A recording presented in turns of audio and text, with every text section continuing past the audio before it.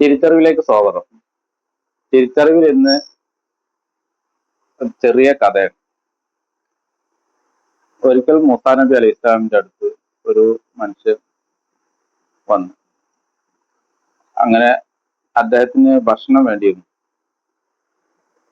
അദ്ദേഹവുമായി മൂസാ നബി അലൈഹി ഇസ്ലാം അവരുടെ വീട്ടിലേക്ക് പോയി. അങ്ങനെ ഭക്ഷണം വിളമ്പാൻ നേരത്ത് മൂസാ നബി അലൈഹി ഇസ്ലാം ആ മനുഷ്യനോട് ചോദിച്ചു, അല്ല, നിങ്ങൾ ഭക്ഷണം കഴിച്ചിട്ടാണോ പ്രാർത്ഥിക്കുന്നത്, പ്രാർത്ഥന കഴിഞ്ഞിട്ടാണോ ഭക്ഷണം കഴിക്കുന്നത്?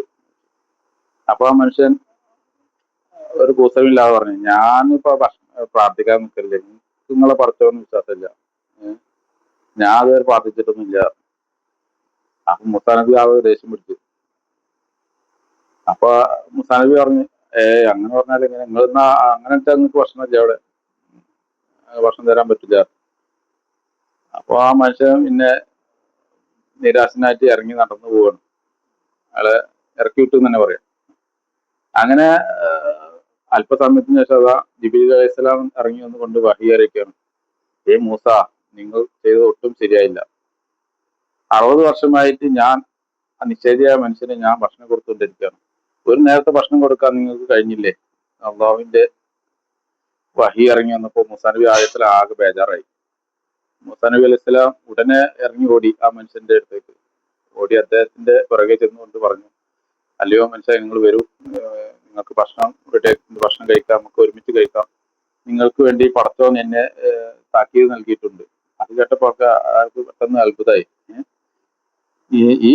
എനിക്ക് വേണ്ടി പടച്ചോൻ താക്കീത് നൽകി, അതോ അവന്റെ പ്രവാചകരോട്? അദ്ദേഹം പിന്നെയും ചോദിച്ചു, അതെ, 60 വർഷമായി നിങ്ങൾ നിശ്ചയിയായി നിങ്ങൾക്ക് അള്ളാഹു ഭക്ഷണം കൊടുത്തത് തന്നുകൊണ്ടിരിക്കല്ലേ, എന്തുകൊണ്ട് ഒരു നേരത്തെ ഭക്ഷണം കൊടുക്കാൻ എന്നെ കൊണ്ട് പറ്റിയില്ലേ എന്ന് പറഞ്ഞ് അള്ളാഹു എന്നെ താക്കീത് നൽകി. അത് കേട്ടപ്പോൾ അദ്ദേഹത്തിന് ആകെ എന്താ പറയാ, ബേജാറായി, ഒരു കുറ്റബോധം തോന്നി. ശരിയാണ്, 60 വർഷമായിട്ട് ഞാൻ പടച്ചവനോട് പ്രാർത്ഥിക്കുകയോ പടച്ചവന് നന്ദി പറയുകയോ പടച്ചവനെ കുറിച്ച് ഓർക്കുക പോലും ചെയ്യാത്ത എനിക്ക് ഇത്രയും കാലം ഭക്ഷണം തന്ന പടച്ചവനാണല്ലോ എന്നുള്ള തിരിച്ചറിവ് അദ്ദേഹത്തിന് ഉണ്ടാവുകയും അദ്ദേഹം മൂസാ നബി അലൈഹി സ്വലാമിന്റെ പാത പിൻപറ്റുകയും ചെയ്യുകയാണ് ഉണ്ടായത്. നമ്മള് ഒരാൾക്ക് ഭക്ഷണം കൊടുക്കാനോ അല്ലെങ്കിൽ ഒരാളെ സഹായിക്കാനോ നോക്കുമ്പോൾ അദ്ദേഹം മനുഷ്യനാണോ എന്ന് മാത്രം നോക്കിയാൽ മതി. അദ്ദേഹത്തിന് വിശ്വാസമോ ജാതിയോ മതമോ ഒന്നും നമ്മൾ നോക്കേണ്ട ആവശ്യമില്ല. നമ്മൾ മനുഷ്യരാവുക, മനുഷ്യരെ സ്നേഹിക്കുക, നല്ല കാര്യങ്ങൾ ചെയ്യുക.